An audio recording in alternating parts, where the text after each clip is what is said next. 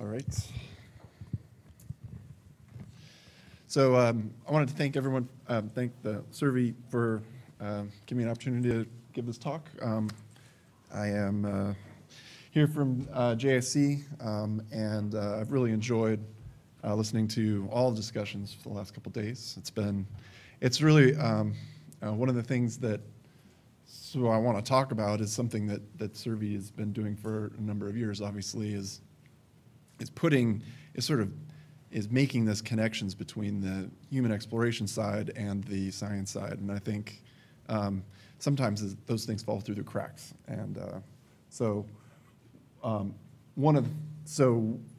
Johnson Space Center, we work I work in Building 31, which is sort of this enclave of scientists among a sea of engineers, and sometimes we're kind of ends up being kind of like an island, but sometimes we're able to get out into the world and make those connections. So we've sort of been trying to work these connections as well for a long time, and historically we've participated in science support in human exploration for since the beginning, and we've recently been incorporated into a new directorate called the Exploration, Integration, and Science Directorate, EISD.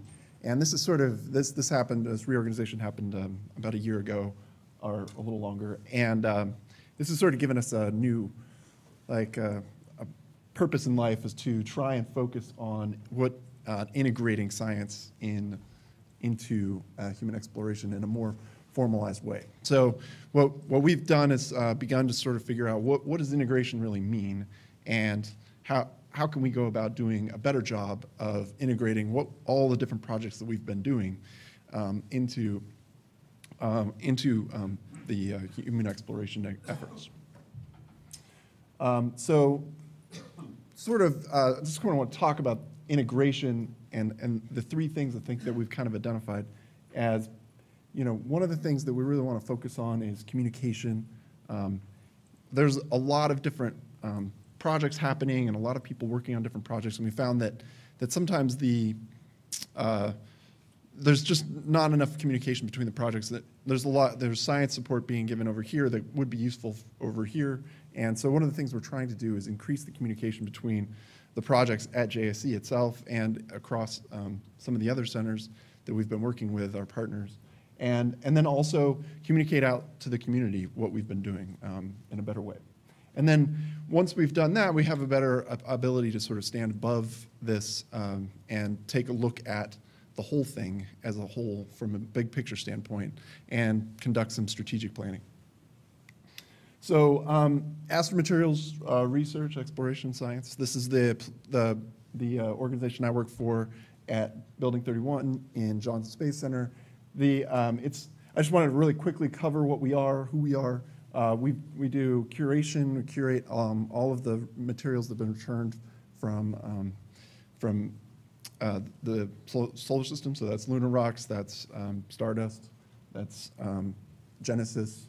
And then we also have a research office where we conduct research on planetary astromaterials. And then we also have an exploration science office where a lot of the sort of connections happen.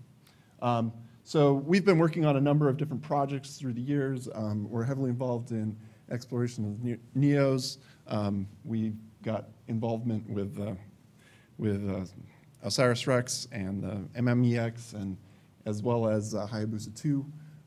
We also have done a lot of work with analog environments, EVA suits, cislunar planning, astronaut training, SLS, working with Marshall, science operations activities, Mars ISRU, Lunar ISRU, and human landing sites. And so I just wanted to sort of highlight a couple of these things, just to sort of give you a flavor of what the kind of stuff that we've been doing, and then finish up. So with the cislunar exploration, the kinds of things that we participate in, we've had the opportunity to work with some of the architecture teams at NASA, the Future Capabilities team, and the Next Step BAA process to provide science input into those processes. We've also done work with the we're also providing input into the deep space gateway utilization plan that's coming up, as well as human landing site selection. Well, that was in the Constellation era, but we're ready and willing to stand up whenever that happens again.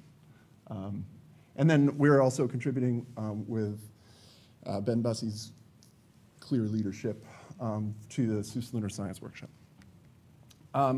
Mars ISRU, so we have a big participation in the Mars rovers, and in particular SAM and the MSL rover. And so we were able to take that information and bring it into not only better understanding of Mars soil geotechnical properties, also inputs into the human landing site workshop that happened last year, as well as ISRU relevant simulant development. So that's something that we've done for a long time. We also are participating in Nemo science operations. This is a great opportunity to work with astronauts and better understand how to perform science operations in an analog environment. And you'd be able to worry about comm latency and science backroom activity and that. So sort of looking at sort of more broadly and stepping back, we were able to sort of look at, we're trying to focus on missions, we're focusing on techniques, we're focusing on tools and technologies and training, and all of these things sort of fold together in all of the projects that we do. And so we're able to sort of, by combining all this stuff, we're looking at how we can make strategic plans looking into the future to enhance our science support activities. So we're obviously leveraging a lot of information, which I've covered a little bit already. Historical work that's already been done, a lot of the robotic mission operations that we're development, analogs, and terrestrial field experience. So we've integrated, so we're sort of putting together this group, and we're calling it the Science Integration Team for Human Exploration, SITH, or SITH, whichever you want. And the purpose is to integrate science into the human exploration initiatives. And this is a cross intra-agency thing, so it's not just limited to JSC, so it also includes partners that we're working with in other centers. And the intent is to try and develop this integration and communication efforts to make the science support much more clear and transparent and effective. And so, yeah, okay. So how does this work? So basically the idea is we go out, we make sure that we are in touch with all of the different pieces of information that you might use as input into a project. That includes decadal surveys, SKGs, special action team reports. And then we were able to make the idea here is to make this into a sort of synthesis products that are bite-sized, that are things that are specifically tuned for the project that we're dealing with. So, and those products can be delivered to the engineering teams. We can develop mission concepts out of those, and also feed those into the science community to get feedback back into them to make them better. So, sort of just standing this up in 2017, and so we're just trying to raise awareness and trying to make people understand what we're trying to do here. And then we're also trying to do some strategic planning for the future and figure out how we can take what we've got and make the pieces add up to something bigger. And then also integrate across the agency as best we can. So here's the list of the people and the partners that are involved in this so far. And this is based on the projects that we've got going and the partnerships that we've developed historically. And new projects are kind of popping up all the time, and we're interested. And the reason I'm here is to sort of say, hey, I'm interested in finding people who are interested in being involved in building new partnerships for the future. So, so in summary, so we're a multidisciplinary team of scientists and engineers, and we're trying to serve HUMD projects at JSC and elsewhere.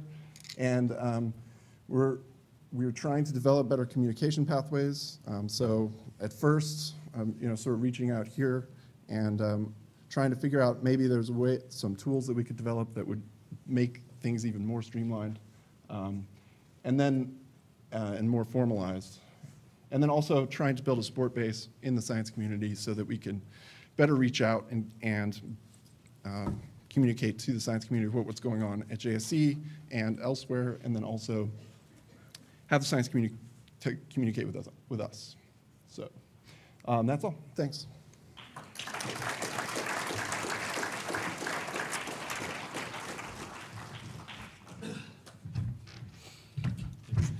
Thanks so much, Paul. Appreciate it.